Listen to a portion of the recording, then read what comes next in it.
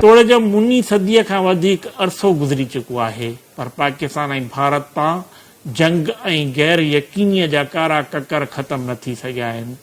जॾहिं खां नरेंद्र मोदी भारत में इक़्तिदार जी मसनत ते विराजमान थियो आहे, तॾहिं खां जेकी थोरा अमन जा इम्कान हुआ उहे बि ख़त्म थी विया आहिनि। भारत खिते में गैर जटादारी पैदा करण लाइ मुहिम जोई कंदो रहियो आहे ऐं उन करे इहो इम्कान ज़ाहिर कयो पियो वञे त पहलगाम हमले जे पुठियां भारती ॻुझा इदारा थी सघनि था।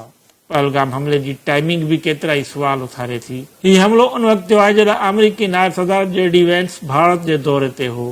बाक़ी जेतिरे क़दुरु उन हमले खे जवाब बणाए भारत तरफ़ां जन क़दमनि जो ऐलान कयो वियो आहे, उन्हनि मां सभ खां अहम ऐं गणतीअ जोॻो क़दम सिंध तास मुआहदे जी हिक तरफ़ी मुअतली आहे। साल 1960 में पाकिस्तान ऐं भारत जे विच में आलमी बैंक जी टियाकड़ी हेठि थियल सिंध तास मुआहदो पाकिस्तान ऐं भारत जे विच में पाणी जी विरासत जो हिकु मुनफरिद मिसाल आहे। हिन मुआहदे तहत पाकिस्तान खे सिंधु, झेलम ऐं चनाब ते हक़ हासिल थियो, जॾहिं त भारत खे रावी, ब्यास ऐं सतलज जे कंट्रोल जो अख़्तियार ॾिनो वियो। गुज़िरियल 6.5 ॾहाकनि दौरान जेतोणीकि ॿिन्ही मुल्कनि जे विच में लाॻीतो छिकताण रही, पर हीउ मुआहदो पंहिंजी जाइ ते क़ाइमु रहियो ऐं हुनखे अमन ऐं ताउन जे हिकु कामयाब मॉडल तौरु ॾिठो वियो। तंहिं हूंदे बि वेझड़ वारनि कुझु सालनि में भारत तरफ़ां मुआहदे जी भनकड़ी, उनजी हिक तरफ़ी मुअतली जूं धमकियूं ऐं आबी मनसूबनि ते पाकिस्तान जा ऐतराज़ संजीदा ख़दशनि खे जनमु ॾेई चुका आहिनि। तोड़े जो मोदी सरकार इन मुआहदे जी मुअतली जो ऐलान त कयो आहे, पर इहो मुआहदो आसानीअ सां ख़त्म नथो थी सघे।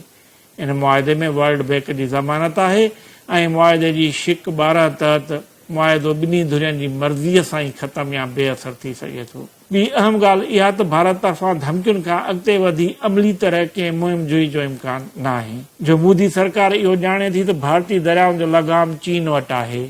ॿियो त बैन अल-अक़वामी कानून मूजिबि ॿितरफ़ो मुआहदो ख़ासि करे जॾहिं उहो आलमी इदारे जी टियाकड़ी ऐं ज़मानत सां तइ थियल हुजे, यकतरफ़ा तौरु मुअतल नथो करे सघिजे।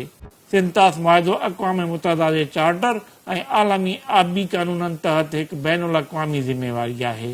जेकॾहिं भारत उनखे अकेलो मुअतल करे थो त इहा आलमी कानूननि जी भनकड़ी थींदी, जेका ॾखिण एशिया में अमन लाइ हिकु नओं ख़तरो बणिजी सघे थी। जीअं कोयले खे कारो सोन सॼो वेंदो आहे, तीअं पाणी खे नीरो सोन सॼो वञे थो। जेकॾहिं भारत दरियाउनि जो पाणी रोकणु शुरू करे थो त उहो पाकिस्तान जी ख़ुदि मुख़्तियारी ऐं बका लाइ सिधी सही जंगी कार्रवाई थींदी। भारत जे अहिड़े रवैये खे पाणी जी जंग तौरु बि ॾिसी सघिजे थो। उन करे इहो ज़रूरी आहे त भारत जे भनकड़ियुनि खे अक़वाम मुतहदा, इस्लामी मुल्कनि जी तंज़ीम, आलमी अदालत इंसाफ़ ऐं वर्ल्ड बैंक जे फोरमनि ते उजागर कयो वञे। भारत ख़िलाफ़ बैन अल-अक़वामी अदालत में केस दाख़िल थियणु घुरिजे त जीअं मुआहदे जे तहफ़ुज़ खे यकीनी बणाए सघिजे।